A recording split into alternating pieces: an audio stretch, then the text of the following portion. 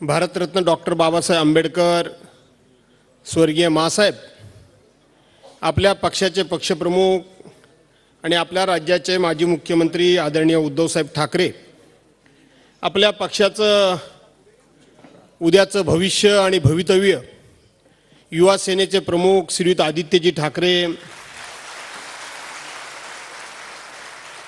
व्यासपीठावर बसलेले शिवसेनेचे ज्येष्ठ नेते आदरणीय ॲडव्होकेट डाके साहेब आदरणीय देसाई साहेब व्यासपीठावर बसलेले शिवसेनेचे सर्वच नेते मंडळी काही दिवसापूर्वी झालेल्या लोकसभेच्या निवडणुकीमध्ये जे आपले खासदार म्हणून विजयी झाले ते सर्व विजयवीर आणि काही आमचे सहकारी विजयी होऊ शकले नसतील परंतु अनंत अडचणीचा सामना करून ज्यांनी निवडणूक लढली ते आमचे सगळे शूरवीर सौभाग्यवती रश्मीवहिनी आणि मोठ्या संख्येने उपस्थित असलेल्या बांधवांनो भगिनींनो आणि सहकारी मित्रांनो 106 हुतात्मे देऊन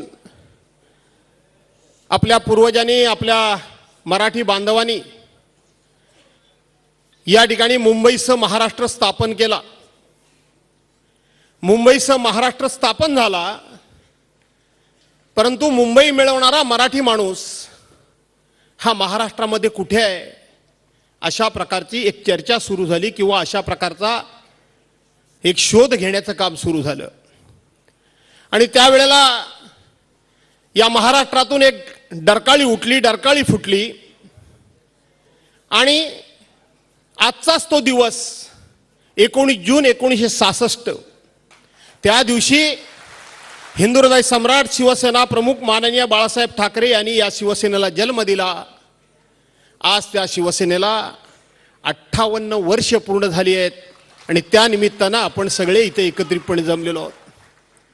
बांधवांनो भगिनींनो आपणा सर्वांना आदरणीय उद्धव साहेबांचे विचार ऐकायचे आहेत परंतु आजच्या दिवशी आपण सर्वांनी काही निर्धार केला पाहिजे काही निश्चय केला पाहिजे या ठिकाणाहून काहीतरी भूमिका आणि त्याचबरोबर काही संकल्प सोडून आणि तो सिद्धीस नेण्याचा इथं आपण सर्वांनी संकल्प करूनच इथून गेलं पाहिजे। नुकतीच लोकसभेची निवडणूक झाली। या लोकसभेच्या निवडणुकीमध्ये दिल्लीश्वरांना अशा पद्धतीनं सत्तेचा मद चढला होता अशा पद्धतीनं सत्तेची गुर्मी आणि घमेंड आली होती। त्यांनी सांगितलं होतं की इस बार 400 पार 400 पार एक प्रकारे 400 पारचा नारा देऊन संपूर्ण देशामध्ये दहशत निर्माण करण्याचा प्रयत्न केला होता की 400 खासदार आमचे निवडून येणार आहेत आणि हे 400 खासदार निवडून येणार असल्यामुळं आमची सत्ता भविष्यात येणार आहे। त्यामुळे जो कोणी सत्तेच्या विरोधात बोलेल जो कोणी सत्तेच्या विरोधात जाईल त्याला शासकीय यंत्रणेचा चौकशीचा ससेमिरा पाठीमागे लावून त्याला आम्ही जेलमध्ये टाकू अशा प्रकारची इनडायरेक्ट धमकी देण्याचं काम देशाच्या पंतप्रधानांनी केलं होतं आणि त्यावेळेला संपूर्ण देश चिडीचूप झाला होता। संपूर्ण देशामधून कोणीही त्याच्यावर आवाज उठत नव्हता आणि त्यावेळेला महाराष्ट्रातून एकच आवाज उठला, अरे 400 पार नहीं इस बार तुम तड़ीपार 400 पार नहीं इस बार तुम तड़ीपार आणि तो आवाज होता आपले पक्षप्रमुख उद्धव बाळासाहेब ठाकरे यांचा।